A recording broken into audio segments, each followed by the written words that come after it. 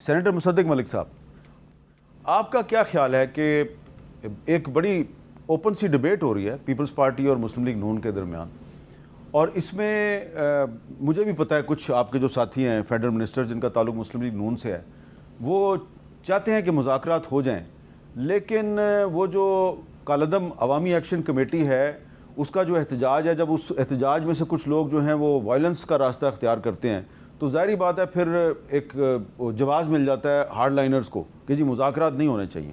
تو کوئی آپ کو لگتا ہے کہ اس پہ آفٹر تھاٹ جو ہے وہ ہے اور مسلم لیگ نون اور پیپلز پارٹی میں کنسنسس ہو جائے گا کہ جو لوگ پرامن مذاکرات کے حامی ہیں ان کے ساتھ مذاکرات کا سلسلہ شروع کر دیا جائے؟ میرا خیال ہے جی، اگر آپ ساری گفتگو سنیں تو آپ کو ایک ریزنیبل کنسنسس نظر آ رہا ہے. دیکھیں، دنیا میں کسی بھی جگہ پہ اگر آپ لا انفورسمنٹ ایجنسیز کے اوپر بندوق تانیں تو یہ شاٹ ایٹ سائٹ، یعنی نو کوشچنز آسکڈ. آپ نے ہر جگہ دنیا میں دیکھا.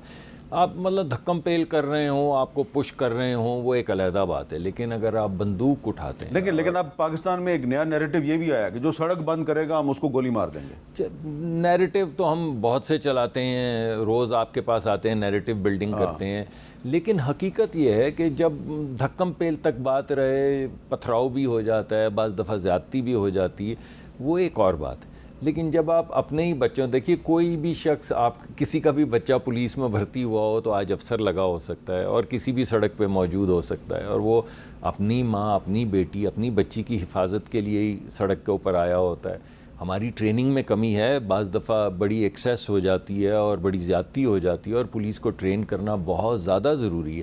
لیکن بہرحال ان کا کام، ان کی نوکری افواج کی جیسے سرحدوں پہ ہے، اندر ہماری افواج کی، اندر ہماری پولیس کی، ہمارے بچوں کی، ہماری حفاظت کے لیے.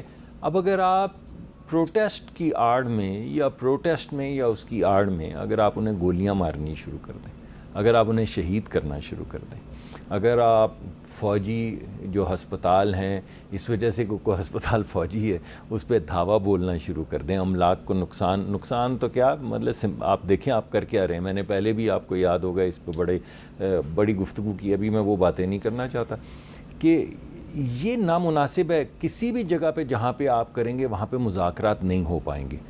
لیکن اگر آپ کے وہ سیکشنز، یا کوئی بندہ کہے کہ میں ہتھیار رکھتا ہوں، ہتھیار نہیں، ہم صرف بات کرنا چاہتے ہیں، تو پھر بات ہو سکتی ہے. اس وجہ سے میں آپ کو کہہ رہا ہوں کہ اس وقت گفتگو اسی پیرائے میں ہو رہی کہ جو ہتھیار اٹھائے گا، جو حملہ کرے گا، جیسے کہا ڈاکٹر صاحب نے، ڈاکٹر طارق فضل چودھری نے، ان سے آپ کیا بات کریں گے؟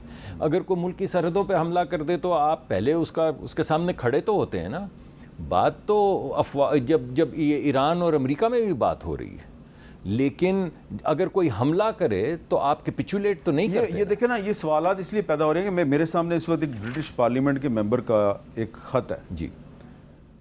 وہ یہ مطالبہ کر رہے ہیں وزیر اعظم شہباز شریف صاحب سے کہ جو آزاد کشمیر میں آپ نے جو لاک ڈاؤن کیا ہوا ہے اور جو پابندیاں آپ نے لگائی ہیں، یہ ان پہ نظر ثانی کریں اور یہ سچویشن جو ہے اس کو مذاکرات کے ذریعے حل کریں. اب کچھ، اور یہ وہ لوگ ہیں جو پہلے انڈیا کے خلاف پاکستان کا ساتھ دیتے رہے ہیں. اب وہ 50 ممبر پارلیمنٹ جو ہیں برطانیہ کے، جب وہ یہ کہتے ہیں جی آزاد کشمیر میں جو صورتحال ہے اس کو سنبھالیں آپ، یہ تشویشناک ہے، تو یہاں سے کہا جا رہا ہے تم کون ہوتے ہو پاکستان کے اندرونی معاملات میں مداخلت کرنے والے؟ تو پھر کل کو پھر یہ انڈیا کے خلاف بھی کھڑے نہیں ہوں گے. میں اس کو کسی اور پیرائے میں، کسی اور زاویے سے آپ کے سامنے پیش کرتا ہوں. ایک بین الاقوامی ٹی وی چینل نے، جو دنیا کے بڑے ترین ٹی وی چینلز میں سے ایک ہے، 2 میں سے، انہوں نے مجھ سے یہی بات تقریباً ایک دن کی، مجھے یاد نہیں پڑتا کون سا شہر تھا، شاید یہی ہو یا مختلف ہو، مگر یہی بات کی.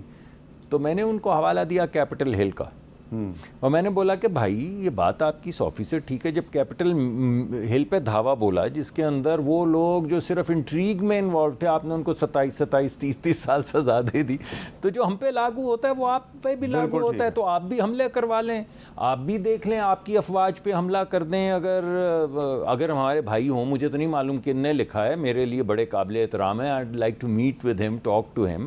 اور میں کوئی چیلنجنگ مینر میں یہ نہیں کہہ رہا، مگر میں یہ کہوں گا کہ وہ بھی کہیں گے کہ اگر ہمارے یہ بھائی ہیں مگر جس ملک میں مکین ہیں، جہاں کے عمران شہری حسین ہیں، صاحب ہیں، برٹش پارلیمنٹ کے ممبر ہیں، تو ہمارے دوست ہیں اور ہمارے لیے بہت قابل عزت ہیں اور بڑا ہمیں سپورٹ کرتے ہیں، لیکن ان کو بھی معلوم ہے کہ اگر ان کے اپنی جہاں کے وہ شہریت رکھتے ہیں، اگر افواج پہ حملہ ہو جائے، پولیس پہ حملہ ہو جائے یا پارلیمان پہ کوئی حملہ کر کے قبضہ کرنے کی کوشش کرے، تو میرے خیال میں انہوں نے سمبولکلی تو ایک بات کی، مگر شاید اس وقت وہ ہارڈ لائن لیں کہ نہیں یہ نہیں ہو سکتا۔ اور ہم بھی یہی کہہ رہے ہیں کہ یہ نہیں ہو سکتا، ہم اپنے بھائیوں بہنوں سے کیوں نہیں ان کو ساتھ لے کے چلیں گے؟ انہوں نے اتنی قربانیاں دی اور ہم جان نثار کرتے ہیں کشمیریوں پہ، مگر یہ بھی کہیں گے کہ یہ نہیں ہو سکتا۔ جی آپ کا اس پہ کیا خیال ہے عمیر نیازی صاحب؟ دیکھیں، ایک تو کشمیر کاز ایک یونیک ہمارا، دیکھیں ایک آزادی کا انکمپلیٹ ایجنڈا ہے۔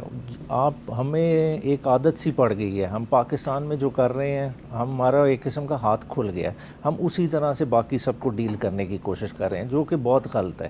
دیکھیں پبلسائڈ ہونا ہے، ہم انہی لوگوں پہ ریلائی کر رہے ہیں، انہی لوگوں سے ہم ایکسپیکٹ کرتے ہیں کہ یہ لوگ الٹا جموں والوں کو کنونس کریں گے کہ پاکستان کے ساتھ آپ نے آنا ہے۔ اور خاص طور پہ جو کشمیر کا ڈائسفورا ہے، اتنے آزاد کشمیر میں لوگ نہیں ہیں جتنے کشمیری ڈائسفورا ساری دنیا میں پھیلا ہوا ہے، اور افیکٹو ڈائسفورا ہے، ہمیشہ ہماری آواز بنتا ہے۔ تو اس ساری آواز کو اپنے سے کیوں متنفر کرنا چاہتے ہیں، کس پرپس کے لیے؟ اور خالی اس چیز پہ غور کریں کہ یہ کشمیر میں ہوا کیوں، کیونکہ میں اس کے تانے بانے جوڑتا ہوں کہ جب آپ نے پی ٹی آئی کی چلتی حکومت سے 23 بندے تھے ہمارے، ارکان توڑے 4 رہ گئے، ان لوگوں کو آپ نے ایم ایل ایز کو حلقے میں جانے کے قابل نہیں چھوڑا۔ جب وہ لوگ حلقے میں جانے کے قابل نہیں رہے تو ایک نئی پود اگ گئی، ایکشن کمیٹی بن گئی، جب اس نے وہ ویکیوم کور کیا تو آج آپ نتائج لیکن ایکشن کمیٹی میں پی ٹی آئی کا کوئی ایک بندہ بھی نہیں ہے۔ نہیں ہے، میں یہی تو کہہ رہا ہوں کہ جو یہ شوکت نواز میر صاحب ہیں نا، ان کے جو والد صاحب تھے وہ مسلم کانفرنس کے جو رہنما تھے، سردار عبدالقیوم خان صاحب، یہ ان کے ساتھ تھے، اور باقی جو 2-3 ہیں جن کو کیا مفرور قرار دے دیا گیا ہے، ان کا تعلق جے کے ایل ایف سے رہا ہے۔ نہیں، اور تو ابھی موجودہ وزیر اعظم پہلے کیا ان کی سمپتیز نہیں رہی جوائنٹ ایکشن کمیٹی والوں کے ساتھ؟ فیصل ممتاز راٹھور صاحب کی، دیکھیں ساروں کی رہی ہیں۔ دیکھیں میں یہی کہہ رہا ہوں، پولیٹیکل لوگوں کو جب آپ پیچھے کریں گے، عوام اور آپ جب ڈائریکٹ ہو جائیں گے تو خطرناک کلیش ہوگا۔ آپ خود وہ سچویشن کریٹ کر رہے ہیں، اس کو اوورٹ کرنا ہے۔ خدا را پاکستان میں پالیٹکس چلنے دیں، پولیٹیشنز کو سپیس دیں۔ پولیٹیشنز کی آپ سپیس اس طرح سے ختم کریں گے تو ہم خود اپنے آپ کو ایک بہت بڑی ہزیمت کی طرف لے جا رہے ہیں۔